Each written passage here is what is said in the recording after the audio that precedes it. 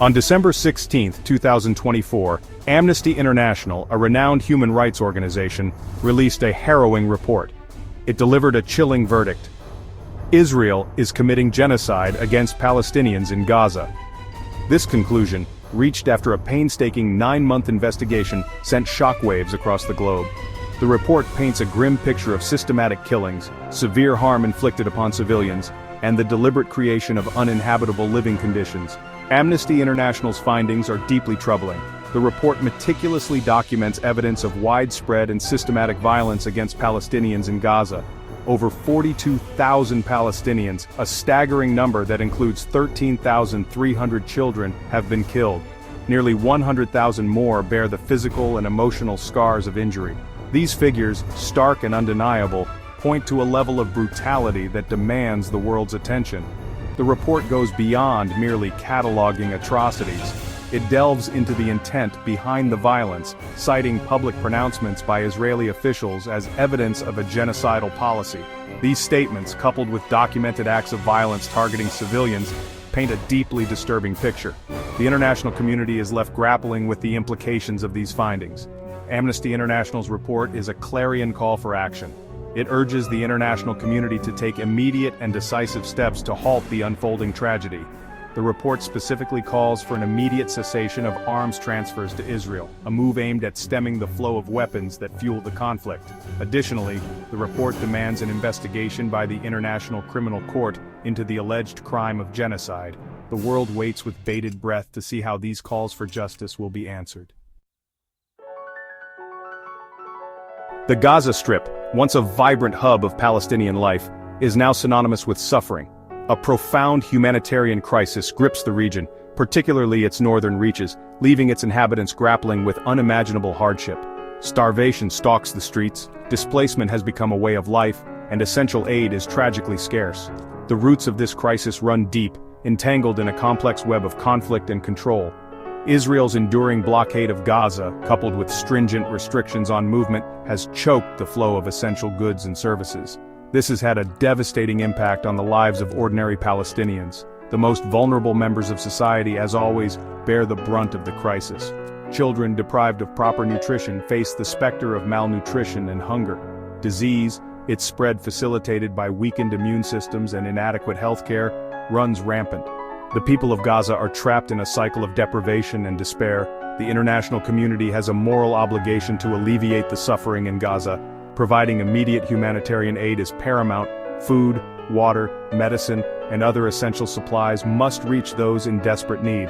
However, true and lasting solutions require addressing the root causes of the crisis. This necessitates lifting the blockade and finding a just and sustainable solution to the Israeli-Palestinian conflict. The international community's response to the crisis in Gaza has been marked by a deafening silence. While expressions of concern and calls for restraint have been voiced, concrete actions to alleviate the suffering remain elusive. This inaction stands in stark contrast to the gravity of the situation unfolding on the ground. The United Nations, often seen as a beacon of hope in times of crisis, has observed the International Day of Solidarity with the Palestinian people on November 26, 2024. This symbolic gesture, though important in reaffirming the international community's commitment to resolving the Palestinian issue, does little to address the immediate suffering. In a bid to raise awareness about the plight of the Palestinian people, the UN has also organized an exhibit titled Gaza, Palestine, a crisis of our humanity at the UN Visitors Lobby. This exhibit, running from November 26, 2024 to January 5, 2025, aims to shed light on the humanitarian catastrophe unfolding in Gaza through powerful imagery and personal stories. While these initiatives demonstrate a degree of concern, they fall short of the decisive action needed to protect civilians, ensure accountability for crimes, and prevent further bloodshed. The international community must move beyond symbolic gestures and engage in meaningful efforts to address the root causes of the conflict. This includes upholding international law, holding perpetrators of human rights violations accountable, and working towards a just and lasting peace. In a landmark decision that sent shockwaves through the international community, the International Criminal Court issued arrest warrants for Israeli Prime Minister Benjamin Netanyahu and former Defense Minister Yoav Gallant. These warrants, announced on December 16, 2024, allege the commission of war crimes and crimes against humanity during the ongoing conflict in Gaza. The ICC's decision to issue these warrants is a significant development in the pursuit of accountability for alleged atrocities committed in the context of the Israeli-Palestinian conflict. It marks a pivotal moment in the history of international justice. The warrants are based on a thorough investigation by the ICC prosecutor. This investigation, which began in 2021, examined allegations of war crimes committed by both Israeli forces and Palestinian armed groups during the 2014 Gaza war. The prosecutor's office collected evidence, interviewed witnesses, and reviewed thousands of documents before concluding that there was a reasonable basis to believe that war crimes had been committed. The issuance of these warrants has been met with mixed reactions. Supporters of the ICC's decision view it as a crucial step towards ending impunity and ensuring justice for victims of the conflict. They argue that holding individuals accountable for their actions is essential to deter future atrocities. Section 5. Hamas's actions, a catalyst for suffering. The complexities of the Israeli-Palestinian conflict demand a nuanced understanding of the roles played by all parties involved. While the focus often remains on the actions of the Israeli government, it is crucial to acknowledge the impact of Hamas's actions, particularly their attacks on Israeli civilians. On October 7, 2023, Hamas launched a series of attacks that shook the region, resulting in the tragic loss of 1,200 lives. These attacks, condemned by a chorus of international voices, also involved the abduction of 223 civilians. This act of taking hostages added another layer of complexity to an already volatile situation. Amnesty International, known for its impartial stance on human rights violations, is currently conducting a separate investigation into the crimes committed by Hamas and other armed groups operating within the Gaza Strip. This investigation aims to shed light on the full spectrum of human rights abuses committed during the conflict, ensuring accountability for all perpetrators. It is important to acknowledge that Hamas's actions, while condemned by many, are often framed within a broader narrative of resistance against what they perceive as Israeli occupation. Understanding this perspective, while not condoning violence, is crucial for fostering meaningful dialogue and seeking lasting solutions. Section 6. A history marred by conflict. Understanding the Israeli-Palestinian issue. The roots of the Israeli-Palestinian conflict run deep, entangled in a complex web of historical grievances, competing claims to land, and a legacy of violence that has spanned generations. To truly grasp the current situation, it is essential to delve into the historical context that has shaped this enduring conflict. The conflict is often traced back to the early 20th century, during a period of rising nationalism and colonialism. The Balfour Declaration of 1917, a British document that expressed support for the establishment of a national home for the Jewish people in Palestine, laid the groundwork for future tensions. This declaration, while acknowledging the civil and religious rights of existing non-Jewish communities, failed to address their political aspirations. The subsequent decades witnessed waves of Jewish immigration to Palestine, fueled in part by the horrors of the Holocaust.